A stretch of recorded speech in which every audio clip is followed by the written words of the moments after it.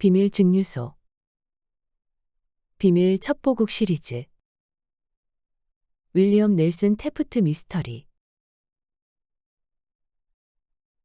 1919년 7월 1일이었지. 아주 약한 음료수가 들어있는 병으로 손을 뻗더니 빌 퀸이 말했다. 그 시기에 불법적인 술 때문에 정부에서 문제가 일어나기 시작할 것이라 예상한 사람은 아무도 없었어.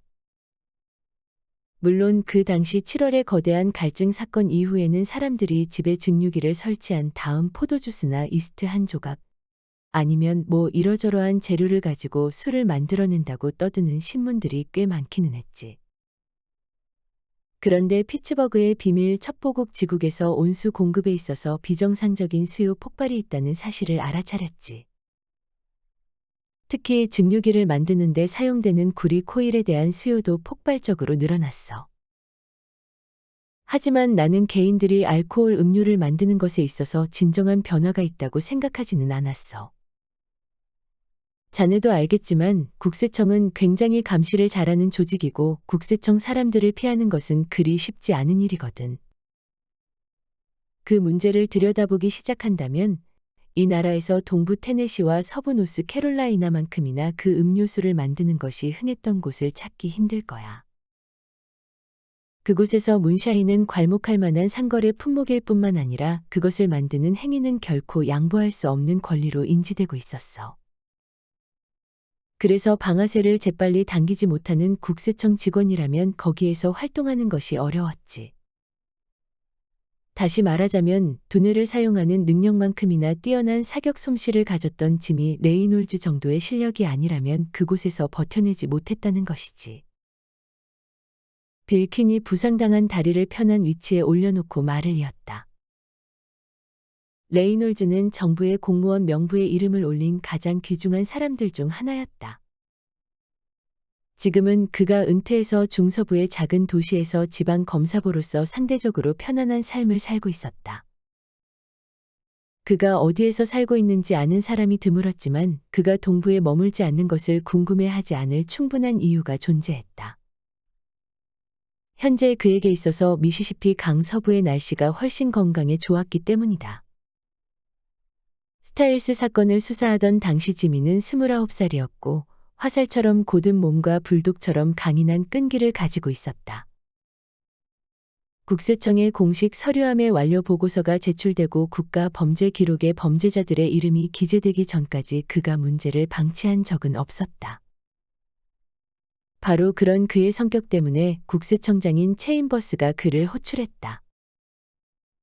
체인버스 휘하 최고의 현장 요원이었던 더글라스와 우드, 내가 기억하기에는 그 이름들이 맞다. 가 테네시주 메이메드에서 심장 근처에 총알을 맞고 쓰러져 워싱턴으로 실려온 직후였다. 지미. 국세청장이 말했다. 이 사건은 너무 심각한 사안이 됐어. 그 덕분에 테네시의 산악 지역 사람들이 문샤인 위스키를 만들고 미합 중국의 법을 어긴다는 것은 사소한 문제가 되었지. 우리 국세청 현장 요원 중 가장 뛰어난 사람들을 쏴 죽인 다음 그들의 셔츠 위에 종이 쪽지를 끼워 넣었어. 우리 지역을 얕보지 말라고 적혀 있더군. 그 사람들은 이젠 너무 멀리 갔어. 우리 청의 모든 사람들과 내 생명을 희생하는 한이 있더라도 그 지역의 불법 증류소를 쓸어버릴 거야. 그리고 필요하다고 하면 나는 국방부의 도움도 요청할 생각이야. 주님께 맹세할 수 있어. 그놈들에게 제대로 된 교훈을 가르칠 생각이야. 그리고 결심에 찬 청장의 주먹이 책상을 내리친 순간 책상 위 잉크병이 하늘로 튀어올랐다. 레이놀즈가 청장의 책상 가장 위쪽 서랍을 열고 신선한 시가를 꺼내려고 손을 뻗었다. 그 자리에는 항상 시가가 가득 차 있었다. 그리고 불을 붙인 다음 균형 있게 타도록 잘 조절하고 입을 때 대답했다. 모두 맞는 말씀이에요. 훌륭한 결정이세요, 청장님. 그가 말했다. 하지만 국방부에서 우리를 어떻게 도와줄 수 있는 거죠? 군복을 입은 5천 명의 젊은 친구들을 그 산속에 던져놓는다고 해도 우리가 쫓는 패거리들을 찾을 확률은 0에 가깝죠. 그 산사나이들과 싸우는데 화약과 총은 적절한 무기가 아니에요. 그들은 너무 교활해요. 우리에게 필요한 것은 두뇌죠. 아무래도 자네라면 그런 두뇌를 나에게 보태줄 수 있지 않겠나? 국세청장이 약간 기분이 상한 표정으로 대답했다. 아, 청장님의 두뇌가 모자라다는 의미는 아니었어요. 레이놀즈가 웃으며 변명했다. 그 단어는 집단으로서의 지혜 그리고 글자 그대로의 두뇌를 가리키는 것이었어요. 그런 점에서 그 사건에 대한 요약을 좀 듣고 싶군요. 물론 청장님께서 제게 맡기실 다른 사건이 있는 것만 아니라면요. 현재로서는 내 휘하의 그 누구도 이 사건 말고 다른 것에 신경 쓸 필요 없어. 국세청장이 레이놀즈의 말을 끊고 단정지었다.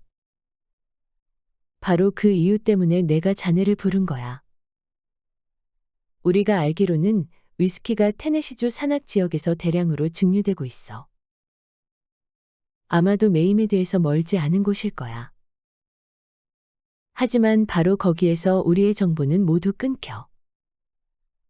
우리 현장 요원들이 증류소 뒤에 버티고 있는 놈들을 잡기 위해서 온갖 종류의 방법을 시도했어.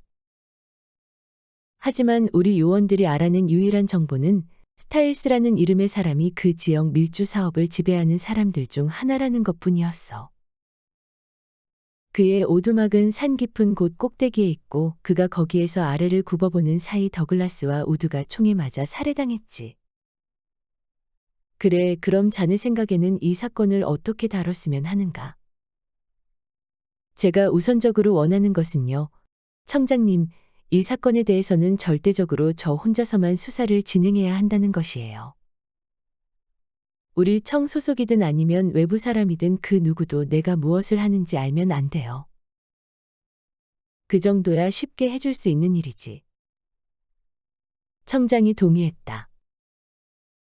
하지만 그런 식으로 하지만 같은 말씀은 하시면 안 돼요, 청장님. 레이놀즈가 청장의 말을 끊었다. 지금까지 수많은 요원들을 그 사건에 투입했지만 모두가 실패했죠. 그러니 이번에는 한 명이서 전담하도록 해보시죠. 지난 2년 동안 제 머리 한 구석에는 적당한 기회가 오면 사용해보려고 계속 다듬어온 계획이 하나 있었어요. 그 계획이 확실하다고 생각하기 때문에 저는 그 계획의 실행에 있어서 모든 책임을 질 용의가 있어요. 윤곽이라도 말해줄 수 있겠나? 국세청장이 물었다. 지금 당장은 아니에요. 레이놀즈가 단호하게 대답했다. 지금으로서는 그 계획이 너무 거칠고 산만하게 보일 수 있어요. 하지만 한 가지 사실은 말씀드릴 수 있죠. 앞으로 6주 동안 제가 머물 곳은 웨스트 버지니아주 모건타운의 교도소의 감방이 될 거예요. 저에게 연락하실 일이 생기면 거기로 편지를 보내세요. 모건타운의 감방이라고.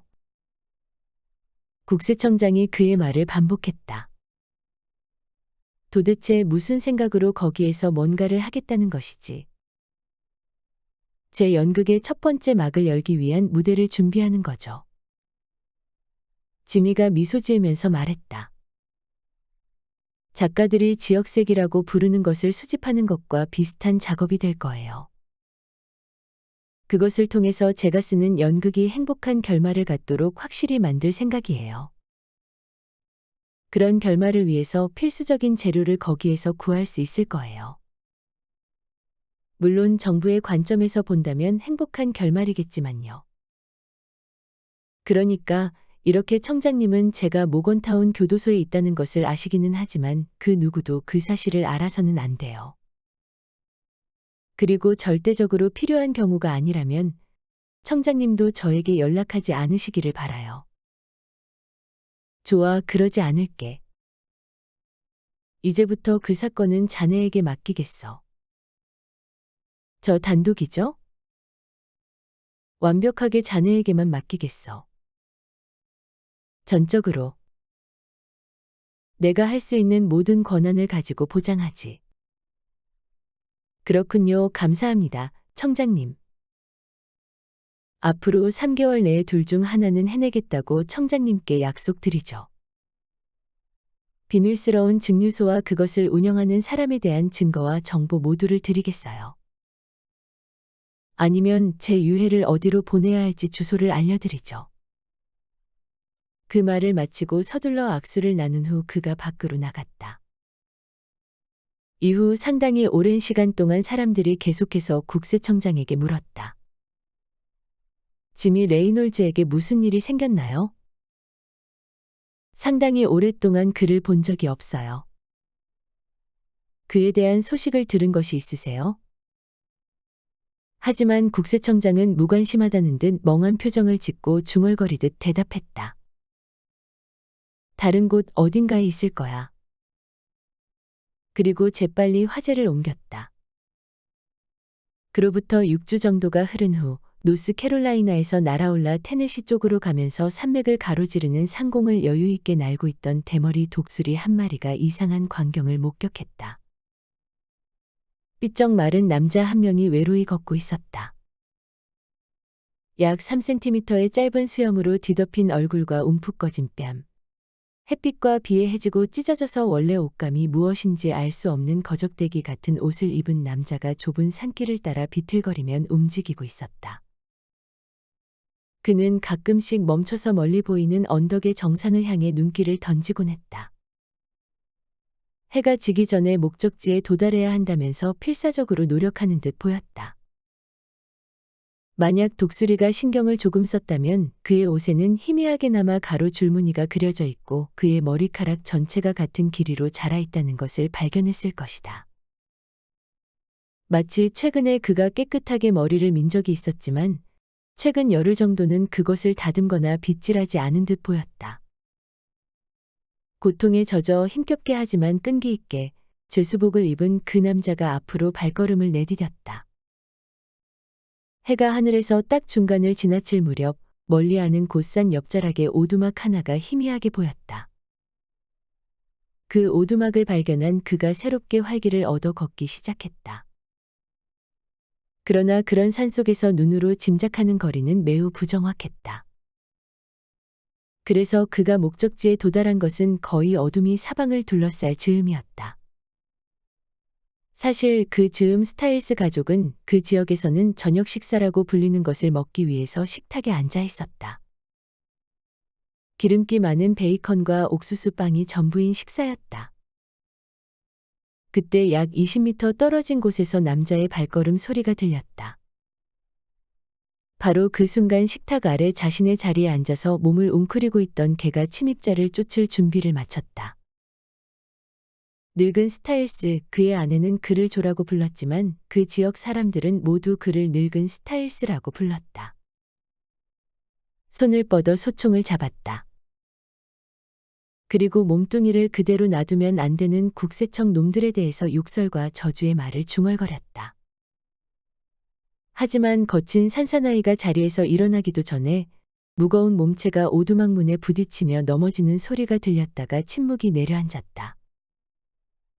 스타일스가 묻는 듯한 눈길로 아내를 살펴보고 그 다음에는 양딸인 루스를 바라보았다.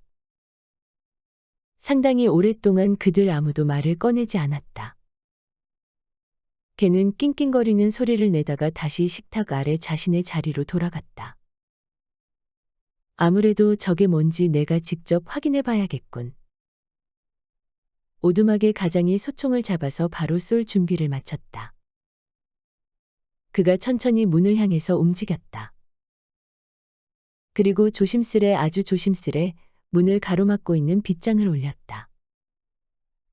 만약 국세청 요원이라면 그는 자신이 결백하다고 주장할 생각이었다. 그리고 자신의 부동산 전체를 수색해도 좋다고 말할 생각도 있었다. 왜냐하면 그 자신만이 알고 있는 몇몇 장소를 제외한다면 불법이거나 범죄 증거로 간주될 것이 없었기 때문이었다. 문이 뒤로 젖혀지자 남자의 몸체가 집 안으로 쓰러졌다. 그의 옷은 거적대기처럼 해졌고 얼굴은 일주일은 자란 듯한 뻣뻣한 수염에 뒤덮여 있었다. 오두막의 문이 그의 몸체를 받치고 있었는데 그 지탱하던 문이 젖혀지자 그가 안으로 쓰러졌고 이제는 바닥에 시체처럼 누웠다. 그리고 나서 5분 정도가 흐른 후에야 스타일스는 낯선 남자가 살아있다는 결론을 내릴 수 있었다. 그 시간 동안 그는 남자를 주먹으로 두드리고 때리고 좌우로 굴려서 생기가 남아있다는 것을 확인하려 했다. 산사나이다운 대처법이었다. 마침내 낯선 남자의 눈이 떠지고 그가 일어나 앉으려 몸을 바둥거렸다. 잠깐만 기다려봐. 스타일스가 강압적인 어조로 지시했다. 그리고 아내를 바라보며 손짓으로 구석의 한쪽을 가리켰다. 스타일스 부인 그 지역에서는 엄마라고 알려진 여자였다. 는 그 손짓의 의미를 제대로 이해했다. 아무 말도 없이 그녀가 구석의 서랍장을 열더니 황금색의 투명한 액체가 채워진 병을 꺼냈다. 그리고 식탁 위에 있는 가장자리가 깨진 컵 하나에 액체를 조금 부었다. 그녀가 컵을 남편에게 건넸다. 여기 있어. 남자가 거칠게 말했다. 머리를 뒤로 젖혀. 이걸 마셔. 맥주만큼이나 몸에 좋을 거야. 낯선 남자가 명령에 따라서 그 액체를 들이켜고 몇 초가 지난 후 쿠르륵 소리를 내면서 숨을 헐떡였다. 문샤인 위스키가 그의 목을 타고 내려가는 과정이었다. 성인용으로 주조된 술이 빈속에 들어부어진 덕분에 그는 거의 기절하는 것 같았다. 그러나 잠시 후 그것이 그의 혈관 속에 새로운 생기를 불어넣었다. 그가 바둥거리면서 일어서려고 했었다. 그 순간 루스 스타일스가 그의 옆으로 달려왔다. 그리고 그녀의 아버지의 도움을 받아서 낯선 남자가 식탁 앞 의자에 앉도록 도왔다. 이봐. 스타일스가 옆으로 움직이면서 침입자를 날카로운 눈길로 노려보았다. 나는 당신이 누군지 아니 뭔지도 몰라. 하지만 당신이 완전히 지쳐 떨어졌단 건 잘 알고 있어. 우리 집에서 배를 굽는 사람은 없어야지. 그러니 안심하라고. 다른 것들은 나중에 이야기하자고. 그가 원래 자리에 소총을 놓은 다음 자신의 아내와 딸에게 식탁 자리로 돌아가라고 손짓했다. 그리고 다른 의자를 가져와서 앉았다. 그리고 원하는 대로 양껏 먹으라고 기운을 북돋아주는 말이 한두 마디 건네진 다음 나머지 식사 시간 동안 세 사람은 낯선 사람에게 말을 걸지 않았다. 세 사람 모두 그의 옷 위에 새겨진 거의 지워진 줄무늬를 주의 깊게 바라보았다. 그들 얼굴 위로 떠오른 표정이 매우 적나라했다. 하지만 스타일스 자신은 그 판단을 완벽하게 신뢰하지는 않았다. 그는 정부 요원들이 쓰는 속임수에 대해서 아주 많은 이야기를 들었다. 훨씬 훗날에야 교활한 속임수로 판명되는 많은 방법들에 대한 이야기들이었다. 그런 다음 여자들이 음식을 식탁에서 모두 치우자 남자 2명만이 방 안에 남았다. 거친 산사나이가 낯선 남자에게 담배로 가득 찬 파이프를 권했다. 그리고 그가 담배를 가지고 벽난로 바로 앞 의자에 앉는 것을 지켜보았다. 난로의 불에 낯선 남자의 얼굴이 곧바로 비쳤다. 집주인이 벽난로에 장작을 몇 개 넣어 불꽃 높이를 높였다. 이봐. 그가 물었다. 당신 이름은 뭔가? 패터슨. 상대방이 대답했다. 제임스 패터슨이요. 어디에서 왔지? 처음엔 찰스타운, 그 다음엔 모건타운. 살인죄로 재판을 받고 갇혔죠. 패터슨이 차분한 어조로 대답했다. 어떻게 도망쳤나? 그 말에 범죄자가 웃음을 터뜨렸다. 그러나 이어지는 대답 속에는 기쁨보다는 코웃음이 느껴졌다. 벽을 타고 올라갔죠. 간수들이 딴 데를 보는 사이에요. 그놈들이 나한테 총알을 몇 방 봤는데 총알 하나도 내 주위 1km 안으로도 못 들어왔어요. 그리고 나는 미친 듯이 남쪽으로 도망쳤고 밤에는 달리고 낮에는 숨어 지냈어요. 먹을 것은 훔쳐서 해결했는데 이 지역은 제대로 된 농장이 많지 않아서 고생을 좀 했죠. 산딸기 몇 개 말고는 이틀 동안 먹은 것이 없는 상태였을 때 당신 오두막이 산 위쪽에 서 있는 것을 봤어요. 스타일스가 아무 말도 하지 않고 담배 연기만을 피워올렸다. 그러더니 그가 자리에서 일어나서 방 맞은편 구석에서 뭔가를 가져오려는 듯 움직였다. 하지만 그가 패터슨의 등 뒤로 돌아갔다. 그리고 손을 뻗어서 얼굴을 뒤덮고 있는 수염을 잡고 있는 힘껏 흔들어댔다. 이게 무슨? 탈옥수가 소리 지르면서 자리에서 벌떡 일어났다. 그리고 무의식적으로 주먹을 꽉 쥐고 팔을 뻗었다. 진정해. 진정해. 이봐, 진정하라고. 거친 산사나이가 반쯤 웃으면서 말했다. 그 수염이 진짜가 맞는지 확인해 보고 싶었을 뿐이야. 그게 다야. 어쩌면 당신이 변장을 한 국세청 요원일지도 모른다고 생각했거든. 국세청 요원? 패터슨이 물었다. 그리고 그 순간에야 자신이 문샤인 생산지의 한가운데 있다는 사실을 깨달았다는 듯 그가 말을 이었다. 웃기는 이야기네요. 난 방금 전에 감옥에서 나왔다고요. 그런데 나를 경찰이라고 생각하다니. 대단하구만요. 그가 구겨진 셔츠의 안쪽 주머니로 손을 넣었다. 여기. 이것 좀 봐요. 이걸 보면 아마 당신도 설득될 거예요. 그가 찢어져서 너덜거리는 신문을 건넸다. 일주일 전 신문이었는데 그가 신문 위 한 곳을 가리켰다. 여기, 이것 좀 읽어봐요. 우리 가족 중 글자를 읽는 것은 루스 담당이야. 스타일스가 웅얼거리면서 대꾸했다. 루스야. 여기로 와서 나한테 읽어줄 것이 있다. 아가야. 아까 저녁을 먹는 동안 패터슨은 루스가 산속의 꽃의 완벽한 표본이라는 점을 놓치지 않았다. 거칠고 미성숙했지만 진정한 아름다움의 잠재력을 가진 젊은 여자였다. 그녀의 얼굴과 몸매 속에는 야생의 아름다움이 숨어 있었다. 이제 그녀가 벽난로 앞에 서고 깜박거리는 불길이 그녀 주위로 일종의 후광을 만들어내자 집에서 짠 엉성한 드레스와 볼품없는 신발에도 불구하고 그녀는 무척이나 아름답게 보였다.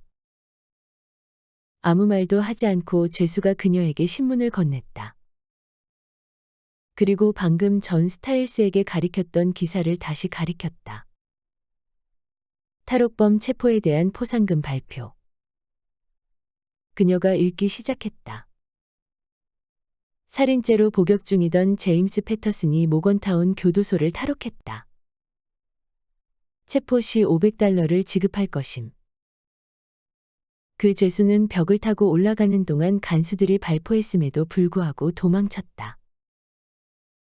그리고 보다 상세한 탈옥 과정이 묘사되었고 최근 몇 년 사이에 처음 보는 유형의 탈옥 방법이라는 설명이 덧붙어 있었다. 당신이 읽는 것은 못한다고 해도.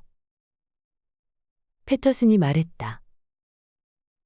기사 제목 밑에 내 사진이 있잖아요. 국가 범죄 기록에서 가져온 사진이죠. 그리고 그가 신문 한 구석을 장식하고 있는 상당히 깨끗하고 선명한 사진을 가리켰다. 스타일스가 더 잘 보이게 하겠다는 듯 신문을 잡아서 벽난로 쪽으로 가져갔다. 그리고 죄수를 날카로운 눈빛으로 바라보더니 그에게 손을 내밀었다. 그게 맞는 것 같구만. 그가 수긍했다. 당신은 국세청 요원은 아니야. 그날 저녁 루스가 잠자리에 누운 채 자신의 단조로운 산속 생활을 뒤흔든 남자에 대해서 생각했다. 그녀 생각에 아버지가 그를 인정한 순간 패터슨이 안도의 한숨 같은 것을 나지막이 내뱉은 것 같았다. 하지만 그것에 대해서 생각을 집중하기에 그녀는 너무 졸렸다. 게다가 만약 그가 한숨을 내쉬었다고 한들 그녀가 무엇을 할 수 있을 거닌가. 오두막의 반대쪽 세기바랜 무명천 커튼에 의해서 여자들의 구역과 구분된 공간에서 패터슨과 스타일스가 잠을 자고 있었다. 전자는 고된 여행의 피로에 완전히 골아떨어졌고 후자는 아주 가까운 거리에서라도 위험이 닥쳐오면 금방 알아차릴 수 있도록 날카로운 조심성을 유지하면서 선잠을 자고 있었다. 하지만 스타일스의 집안의 평화를 깨뜨릴 만한 일은 일어나지 않았다. 심지어 개마저 조용히 잠을 자고 있었다. 이윽고 동쪽 하늘 위로 장미빛 색조가 물들면서 새로운 날을 알렸다. 기름기가 많은 베이컨과 옥수수 빵으로 이뤄진 아침 식사가 준비됐다. 이번에는 커피라고 불리는 갈색의 액체가 곁들여졌다.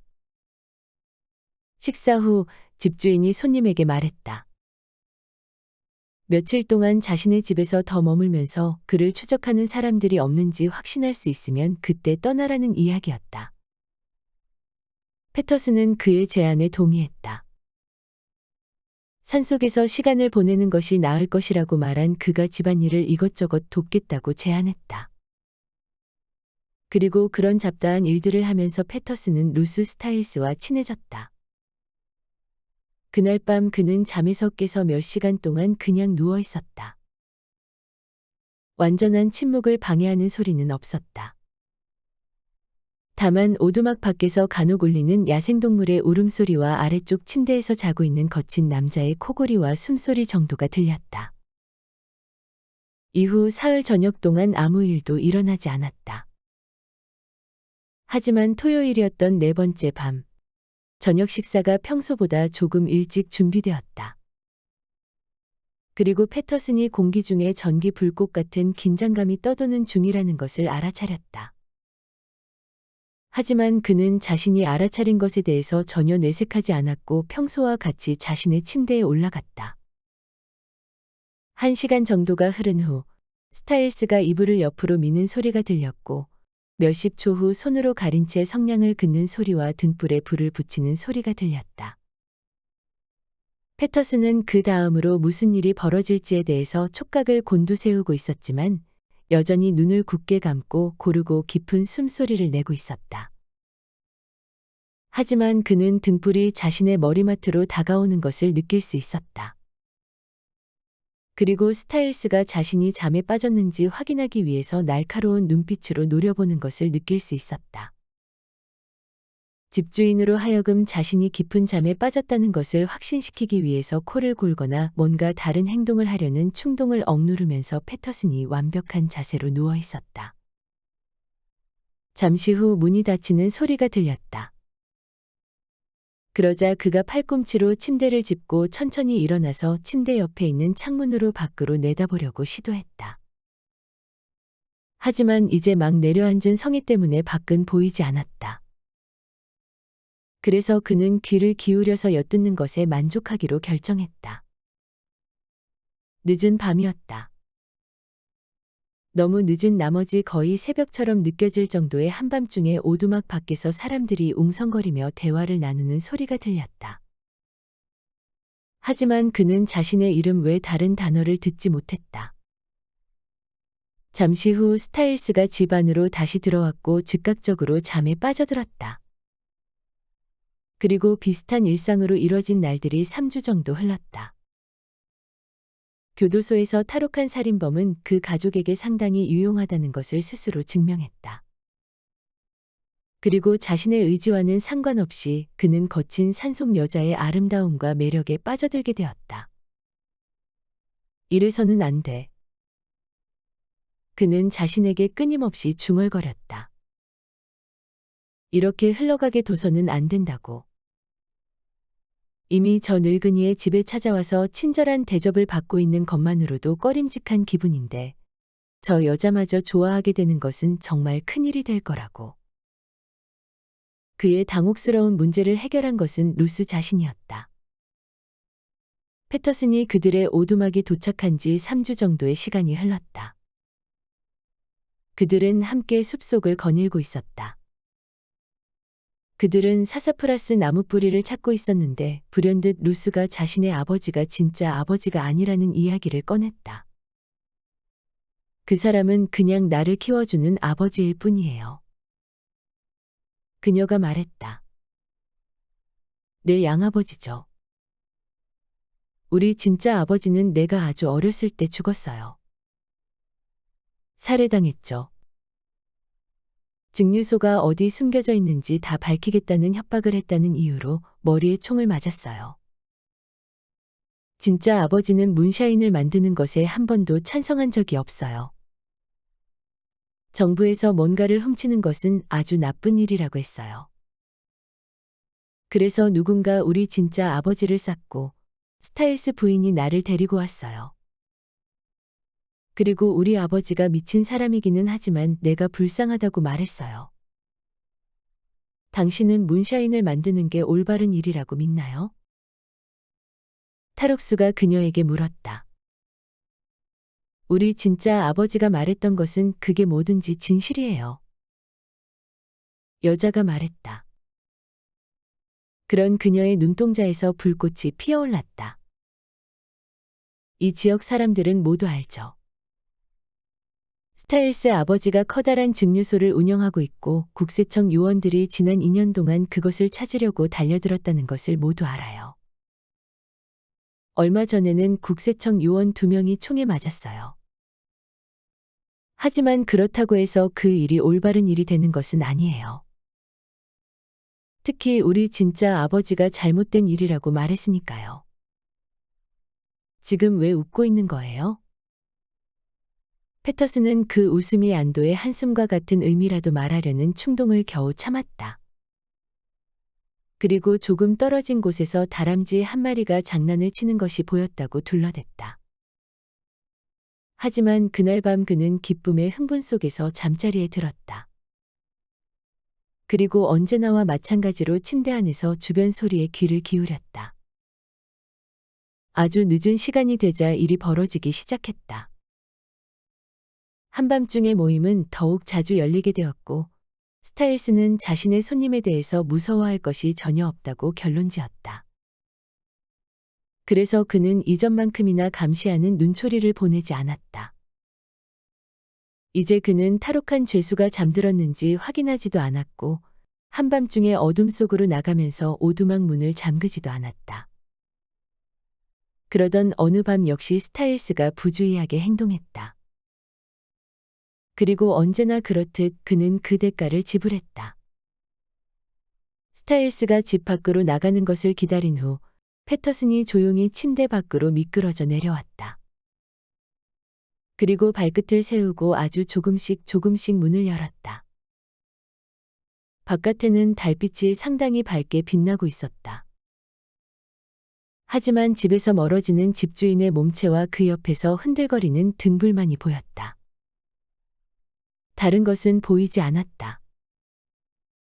패터슨이 아주 조심스럽게 그의 뒤를 따라갔다. 너무나도 부드럽게 발을 내디뎠기 때문에 작은 나뭇가지가 부스럭거리는 소리조차 나지 않았다. 스타일스는 산맥 옆자락으로 가는 중이었고 그로부터 10m 정도 떨어진 곳에서 탈옥수가 몸을 낮추고 움직이는 중이었다. 희미해진 무늬의 옷이 작은 관목숲 사이로 완벽하게 가려졌다. 거친 산길을 따라서 1km를 간 스타일스가 갑자기 시야에서 사라졌다. 그것은 마치 그가 모퉁이를 돌아서 사라진 것이 아니라 땅이 갑자기 튀어올라 그를 삼켜버린 듯 보였다. 몇 분이 흐른 후 패터슨은 주변을 조사해 보기로 결정했다.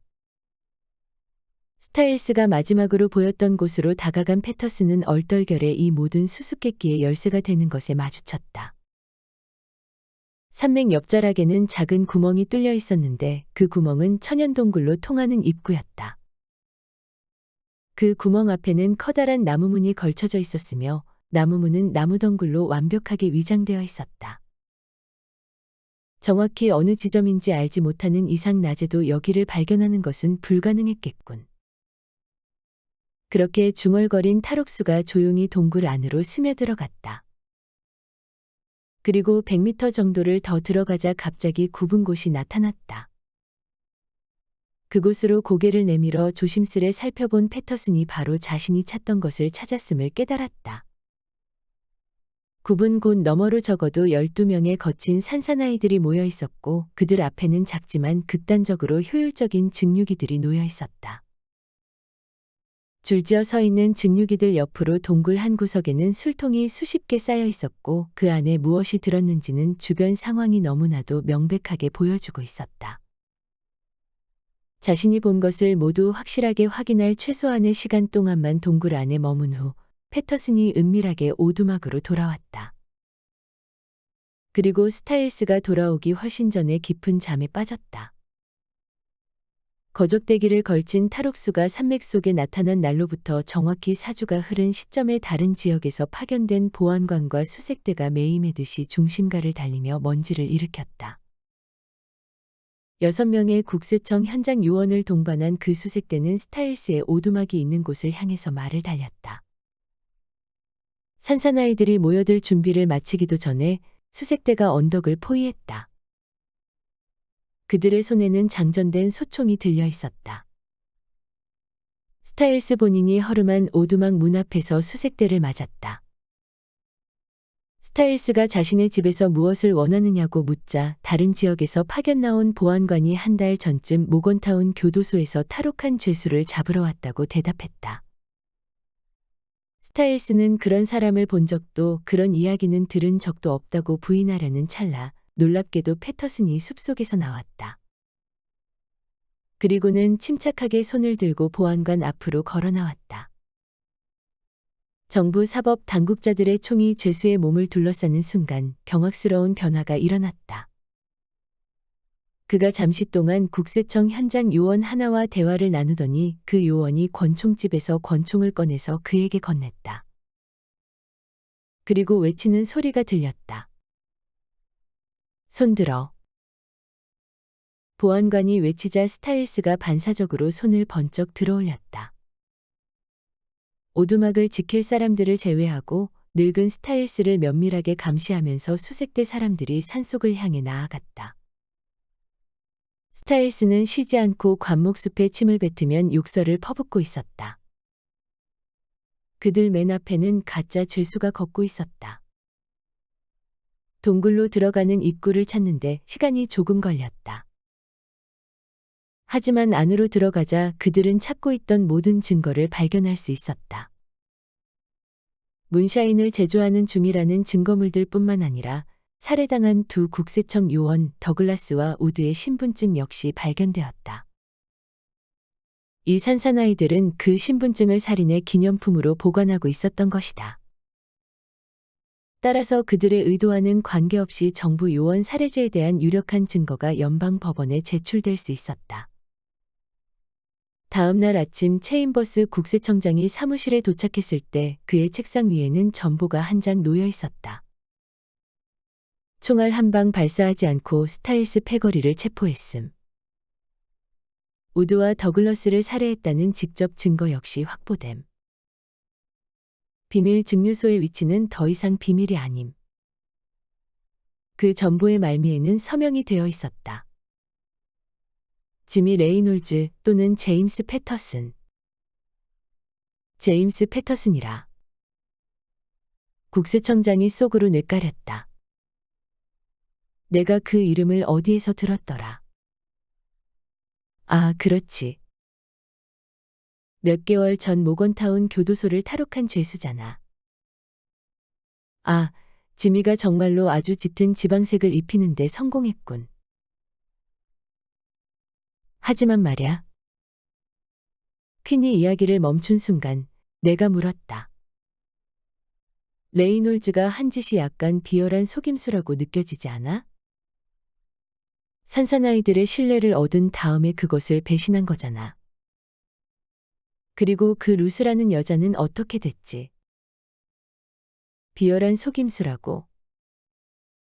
전직 비밀 첩보국 요원이 코웃음을 쳤다. 사무실에서 자네 옆에서 일하고 있는 동료 2명을 쏴 죽인 사람이 있다고 생각해봐. 그런 경우에도 그런 윤리에 대해서 떠들 텐가. 그 사건에서도 마찬가지였어. 지민은 자신이 그 패거리를 잡지 못한다면 적어도 자신의 동료들 몇 명은 더 죽을 것을 알고 있었다고. 그 산사나이들의 삶의 방식이 매일매일 법을 어기는 것이었다는 것은 말할 필요도 없지.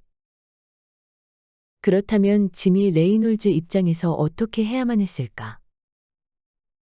아, 그리고 그 여자?